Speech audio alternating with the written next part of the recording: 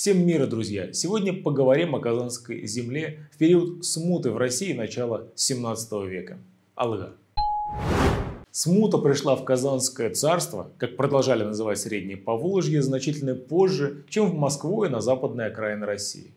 Активные боевые действия начались здесь в 1607 году вместе с восстанием Болотникова и продолжались под знаменем борьбы двух царей Василия Шуйского в Москве и Лжедмитрия II в подмосковном Тушине. На этот конфликт по принципу лавины наложились прежние национальные обиды и новые социальные проблемы, так что Поволжье заполыхало.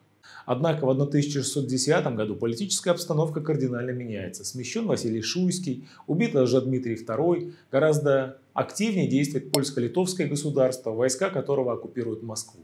Казанская администрация, оторванная от Москвы и полагающаяся только на свои силы, не признает королевича Владислава законным претендентом на московский престол. В январе 1611 года присягает Лжедмитрию II, еще не получив информацию о его гибели.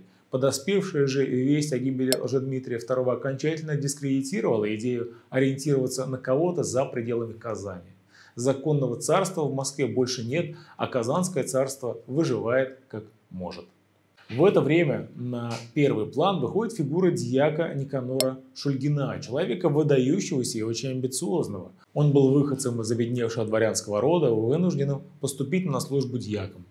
Он был деятельным и предприимчивым человеком, стремящимся к власти и богатству, не останавливаясь ни перед чем. Сохранились сведения, что Шульгин казнил дворянина Семена Нетесова и завладел его поместьем в Арзамасском уезде, подделав владельческую грамоту. Он приехал в Казань на службу в 1606 году, чтобы решать имущественные споры, заниматься гражданским управлением и организацией делопроизводства. Однако в условиях смуты штатскому чиновнику пришлось командовать отрядом стрельцов и участвовать в боях. Устранив или оттеснив других руководителей, Шульгин возглавляет Казань и Казанский уезд, тянущийся до современного Пермского края, а лидеры ополчений в центре России будут признавать его право вмешиваться в дела других поволжских городов. Параллельно с этим в управлении Казанским уездом на почти что республиканских условиях принимает участие Казанский посад.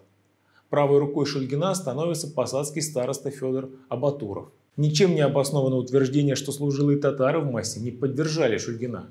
Напротив, казанское войско в это время включает и татары, представители других народов Поволжья, а татарские аристократы, вроде князя Алчина Тугушева, командуют крупными формированиями.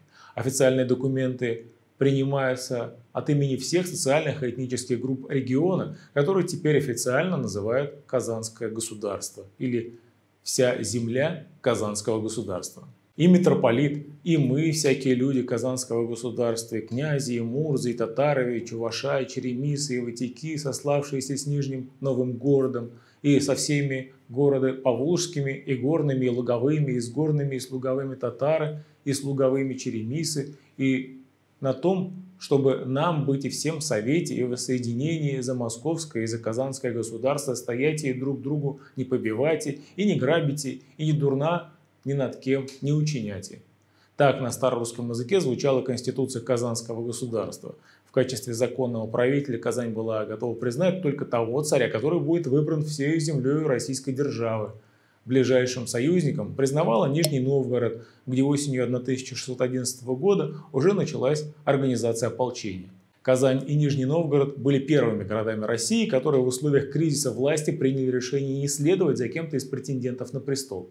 Владислав Сигизмунд, Псковский Волжа, Дмитрий III, Иван, сын Лжедмитрия и Марина Мнишек, и любой претендент, на которого полагаются казаки, считались компрометированными. Однако в 1612 году позиции Нижнего Новгорода и Казани разошлись. В конце 1612 года Казань была близка к открытому мятежу.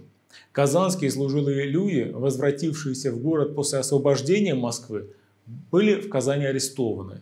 Но наиболее ясное представление об измене Шульгина дает даже не новый летописец, а грамота Земского собора Шульгину 1613 года и челобитная дьяка Ивана Поздеева 1627 года.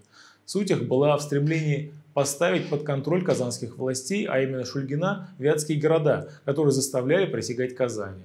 велел по записи крест целовать на том, чтобы вятским городом быть Казанскому государству, а Московского государства ни в чем не слушайте и с Казанским государством стояйте за один, и друг друга не подайте для государева царства обирания, выборных людей и денежных доходов к Москве не посылать, а присылать в Казань.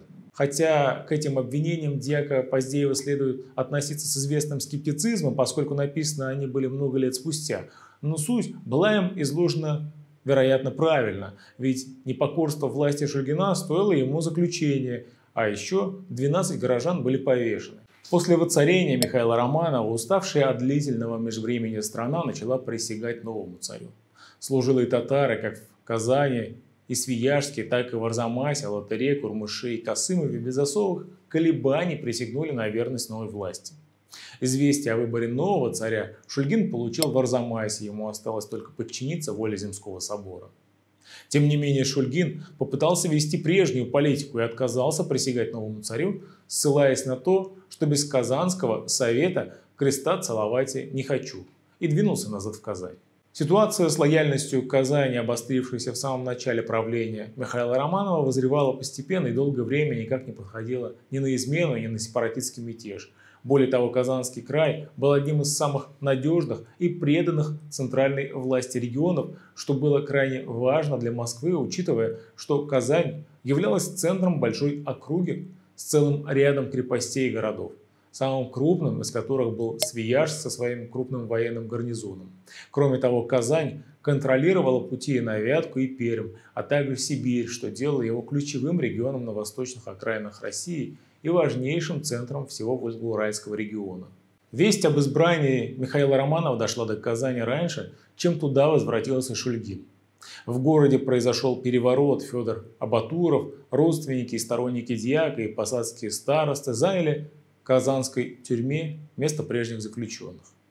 В начале марта Казань также присягнула новому царю, а князи, и мурзы, и татары, и ватики, и башкирцы, и чуваша, и черемиса жертвовали. На случай прихода в Казань войск из Арзамаса жители приготовились к осаде. Впрочем, предосторожности оказались излишними, так как даже в своем войске Шульгин не имел прочной поддержки. Едва Шульгин подошел к Свияжску, его встретили новые казанские власти, где тотчас же и арестовали. Уже 6 мая в Казани находился новый воевода Ушатый. После переворота казанская делегация во главе с митрополитом Ефремом выехала в Москву, где казанцы поставили свои подписи на утвержденной грамоте. В окружении нового царя долго не знали подробностей о событиях в Казани, хотя митрополит Ефрем уже находился вместе с Михаилом Романовым в Троицко-Сергиевой лавре.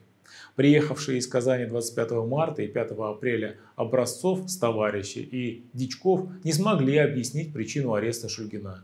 Расследование дела было поручено Ушатому, служившему в 1609-1610 годах в Свияжске и хорошо знавшему обстановку в Казанском крае. Неизвестно, когда Шульгин был привезен в Москву, но находился он здесь до 8 августа 1618 года. Буквально накануне подхода к русской столице войска королевича Владислава важного преступника сослали в Тобольск, где в сопровождении его холопа и приставов в сибирской ссылке Шульгин и умер. Казанское государство Никанора Шульгина просуществовало с середины 1611 года по апрель 1613 года. Эти 1,5-2 года породили изрядное количество гипотез. Русский правитель во главе полиэтничного Казанского государства оказался не очень кстати для антиколониальной истории Среднего Поволжья. Еще более не кстати была Казань как альтернативный Москве центр власти для имперской истории России. Период между царствия 1611-613 годов в Среднем Поволжье ознаменовался прекращением кровопролитной войны и установлением хрупкого, но вполне работоспособного межэтнического баланса. И это произошло без вмешательства из центра, который бы взял и посадил враждующие стороны за стол переговоров. Просто все основные силы устали от взаимного истребления и заключили некое подобие общественного договора. Русская администрация в Казани чувствовала свою уязвимость. Ничего не оставалось, кроме как договориться. Баланс, достигнутый при Никаноре Шульгине, продержался ровно до того момента, когда освобожденная Москва в целях наполнения пустой казны начала проводить жесткую налоговую политику. Уже в 1615-16 годах в Поволжье и Приуралье разразилось Янолеевское восстание, когда служилые татары, ясачные чуваши и марийцы восстали против русской администрации. Но об этих событиях мы поговорим в следующих выпусках. Друзья, обязательно ставьте лайк этому видео, делитесь в комментариях о том, действительно ли Казанское государство было независимым в период 1611-1613 годов. И обязательно делитесь этими выпусками со своими друзьями и знакомыми. С вами был Ренат Хабибуллин, Татары сквозь время. Ассаламу алейкум, сау было вас и до новых встреч. Пока.